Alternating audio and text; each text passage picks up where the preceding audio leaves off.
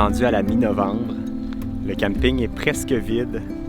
Les seuls VR qui restent sont hivernisés, à part le nôtre et 2 autres personnes qui ont décidé de braver le froid à bord de leur VR jusqu'à la fin novembre. Il faut dire qu'on a été quand même chanceux au niveau de la température. On a eu des températures très clémentes, mais on a quand même eu quelques nuits jusqu'à -10. Donc, on a eu l'occasion de tester notre équipement pour survivre aux températures froides. Je pense qu'aujourd'hui, ça va être une bonne journée pour faire une petite mise à jour à savoir ce qui a bien fonctionné et ce qui a moins bien fonctionné.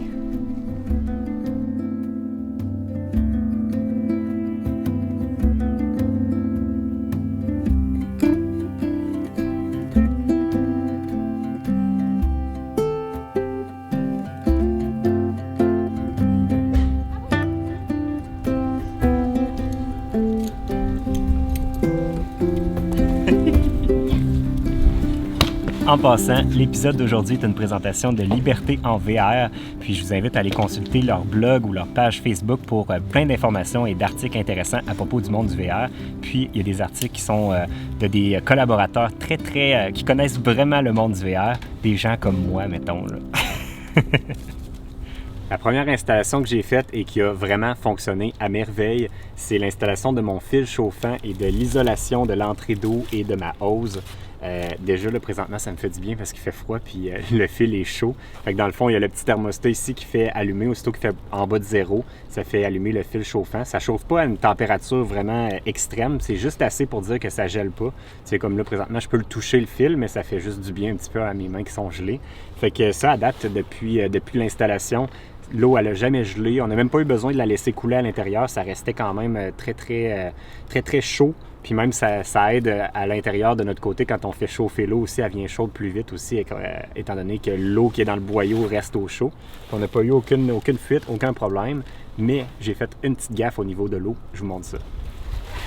Sur notre terrain, exceptionnellement, il y a 2 entrées d'eau et il y a 2 trous pour les égouts. Puis, celle-là, je ne l'ai pas isolée. Puis, ce que je me disais que j'allais faire, c'est que j'allais brancher ce boyau d'arrosage-là, qui est mon boyau d'eau sale. Puis, j'allais le faire couler dans le drain ici. Sauf que, par une bonne nuit où j'ai oublié, j'avais laissé ce boyau-là branché dessus. Puis, j'avais mis mon fusil à eau à l'autre bout. Puis pendant la nuit, bien sûr, quand la température va en bas de 0, ça l'a gelé et ça l'a brisé mon boyau d'arrosage. Fait que j'ai scrappé un boyau d'arrosage à cause de ça. Donc la technique que j'aurais dû faire, vu que celle-là n'est pas isolée, c'est elle vraiment la laisser couler avec ce boyau-là puis que ça s'égoutte directement dans l'égout. Puis j'aurais pas eu ce problème-là. Donc là maintenant, c'est ça que je fais à chaque soir si jamais la température est pour aller en bas de 0. J'utilise ça.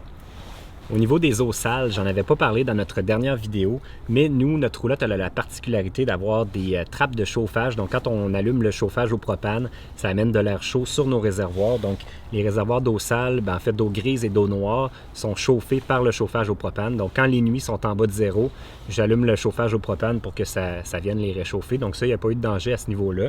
Ma technique était de laisser l'eau grise ouverte pour qu'elle s'écoule à mesure qu'elle coule si on utilise l'eau pour une douche ou pour laver la vaisselle. Puis quand il annonce des températures très froides, on essaie de prendre notre douche le jour plutôt que le soir ou la nuit pour pas que l'eau gèle à mesure dans le tuyau directement en s'écoulant.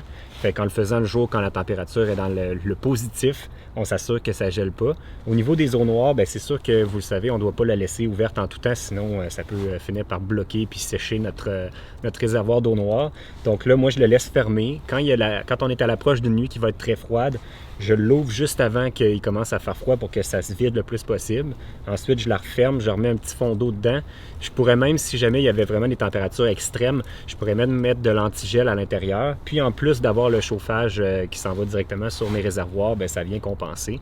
Si jamais vous n'avez pas cette option-là sur votre VR d'avoir des trappes de chauffage, il se vend aussi des genres de pads chauffants que vous pouvez coller sur votre réservoir. Puis ça fonctionne un peu comme mon boyau chauffant. Aussitôt que la température va en bas de 0, ça va s'allumer. Ça fonctionne sur du 12 volts. Ça tire environ 5 ampères par pad. Puis vous pouvez en mettre un sur votre eau propre, votre eau sale. Fait que si jamais vous êtes en boondocking, si vous avez une bonne banque de batterie ou une génératrice, vous allez pouvoir fonctionner avec ça.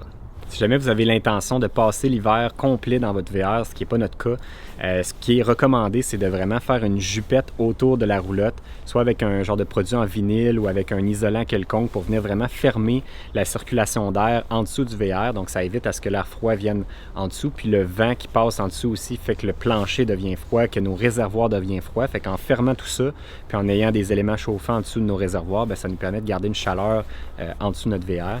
Fait que ça, c'est vraiment une suggestion pour ceux qui vont passer vraiment un hiver complet. Je sais qu'il y a des gens qui le font dans l'Ouest canadien, à des endroits où les températures deviennent super froides puis qui habitent à temps plein dans le VR, fait que ça fonctionne. Par contre, bien, c'est sûr que ça a un coût puis c'est quand même une installation qui est quand même assez longue à faire. Puis dans notre cas, bien, vu qu'on passait pas l'hiver à l'intérieur, je voyais pas l'utilité de se procurer tout ce matériel-là puis de faire une grosse installation comme ça juste pour quelques semaines. Mais assurément, ça serait très efficace. À l'intérieur, au niveau du chauffage, je vous dirais que peu importe la température, ça reste toujours assez confortable à l'intérieur. C'est juste notre manière de fonctionner qui est différente, plus il va faire froid. Tout ce qui est à des températures au-dessus de zéro, avec nos deux petites chaufferettes, celles qu'on a ici puis celles qu'on a installées dans la chambre à l'arrière, c'est suffisant pour garder une température autour de 20-21, pratiquement tout temps au-dessus de zéro. Par contre, ce qu'on a remarqué, c'est quand on fait fonctionner les deux chaufferettes en même temps, en plus du déshumidificateur, même s'ils sont sur des circuits différents, on a une petite baisse d'efficacité au niveau des chaufferettes. Ils chauffent moins intensément quand tout fonctionne en même temps. Fait que j'ai l'impression qu'on a comme un petit manque au niveau de l'électricité pour être capable de fonctionner tout ça à pleine puissance. Mais ça répartit quand même bien la chaleur à l'intérieur du VR. Puis quand on tombe en bas de zéro, ben là, on a tous ces systèmes-là, en plus du propane qui va embarquer en supplément pour venir compenser pour vraiment arriver à la bonne température puis garder ça confortablement. Fait que même les nuits où on est descendu jusqu'à moins 10, il faisait pas froid à l'intérieur de la roulotte, c'était quand même très confortable. Au niveau de l'humidité, qui est assurément notre pire ennemi quand il fait froid à l'extérieur, puis qu'on chauffe l'intérieur, puis qu'on dégage de l'humidité en tant qu'être humain, le déshumidificateur fait une très grosse différence. Par contre, aussitôt qu'on descend à des températures en bas de zéro, on retrouve quand même notre problème d'humidité dans le bas des fenêtres. Ça fait un peu de la condensation, surtout le matin quand je me lève et j'ouvre les rideaux. Il y a toujours un peu de buée qui se fait à l'intérieur.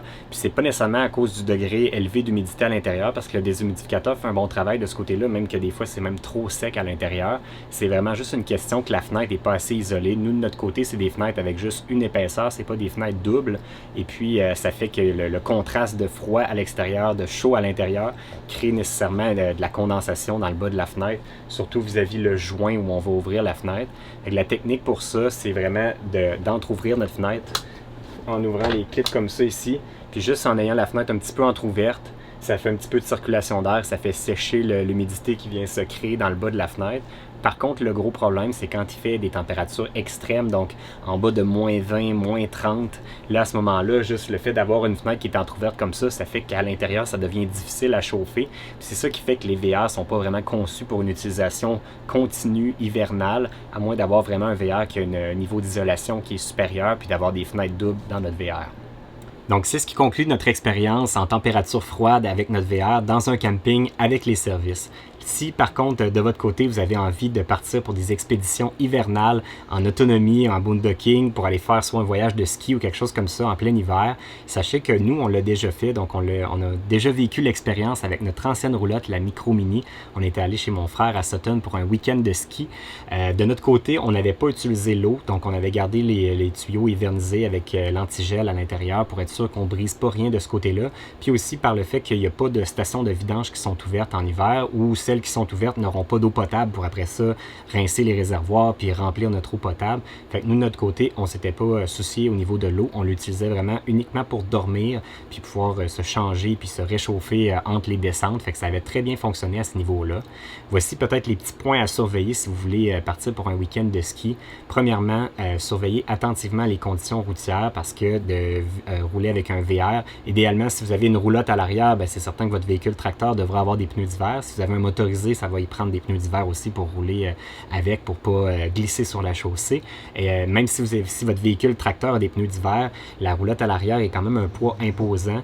Ça va être important de surveiller les conditions routières puis de s'assurer qu'il n'y a pas d'accumulation de neige parce que la distance de freinage va être beaucoup augmentée avec de la neige, avec un poids comme ça à l'arrière.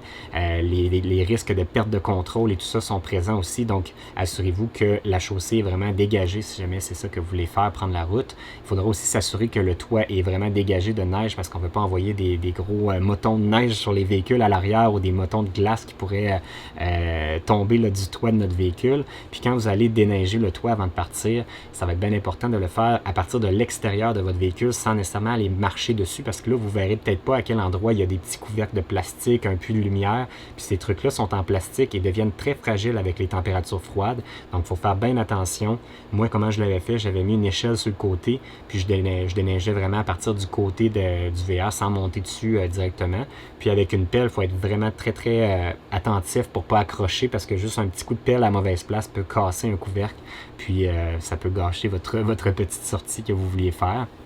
Quand vous allez revenir avec votre VR de votre petite fin de semaine, aussitôt que la température sera clémente, ça va être important de nettoyer comme il faut la carrosserie du véhicule, puis même d'aller nettoyer en dessous sur le frame, les essieux. C'est toutes des composantes qui sont pas conçues pour aller dans la neige, conçues pour avoir du sel, du calcium. Fait que ça va rouiller à vue d'œil. Fait que c'est bien important de nettoyer ça aussitôt que vous allez être de retour, puis que la température va être supérieure à 0, puis qui va vous le permettre de faire le grand nettoyage. Mais sinon, je peux vous confirmer que c'est possible. On va retrouver par contre les mêmes problèmes au niveau du chauffage, d'humidité.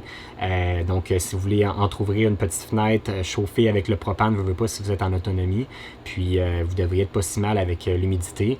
C'est pas quelque chose qui va nécessairement endommager votre VR d'avoir un niveau d'humidité assez élevé comme ça en hiver avec quelques week-ends, mais c'est sûr qu'une utilisation à long terme avec un VR qui n'est pas conçu pour ça, vous risquez d'endommager votre véhicule. Fait que je pense que c'est bon pour quelques petits week-ends, mais peut-être pas à très très long terme. Fait que là, ça complète pas mal mon sujet du jour. Ah oui, une dernière chose, au niveau des batteries. Si vous avez des batteries au lithium, très important que soit vous aviez des batteries qui sont auto-chauffantes, ça existe maintenant, qui vont se réchauffer automatiquement aussitôt qu'ils tombent en bas de 0 pour être capable de les utiliser, de les recharger, de les décharger en bas de 0. Sinon, assurez-vous qu'ils sont rangés à l'intérieur de votre véhicule pour l'utilisation. Si vous avez d'autres types de batteries, des AGM ou des batteries à l'acide, eux autres peuvent fonctionner en hiver, vont être un petit peu moins efficaces avec les températures froides, mais vous allez quand même pouvoir les charger puis les décharger en température froide. Fait que ça, c'est pas un problème. Puis ça va être important de bien dégager les panneaux solaires pour être certain qu'ils sont efficaces si vous en avez, qui vont bien recharger vos batteries parce qu'aussitôt qu'il va y avoir des cellules de vos panneaux qui ne seront pas exposées au soleil, déjà que le soleil est très très minime puis est un peu en angle et moins favorable à recharger nos batteries en hiver, mais reste que si on veut aller chercher un petit peu d'énergie, c'est important que les panneaux soient très très bien dégagés au complet. Fait que ça, c'est mes dernières informations. Donc, je serais curieux de savoir dans les commentaires, c'est-tu quelque chose qui vous intéresse, ça, que vous envisageriez de faire un petit week-end de ski avec votre VR? Écrivez-moi ça dans les commentaires. Même chose aussi si vous avez des questions par rapport à tout ce que j'ai discuté aujourd'hui. Je sais que ça fait beaucoup de contenu. Fait écrivez-moi vos questions dans les commentaires. Puis sinon, moi, ça fait le tour. Donc, on se dit à la prochaine. Bye tout le monde.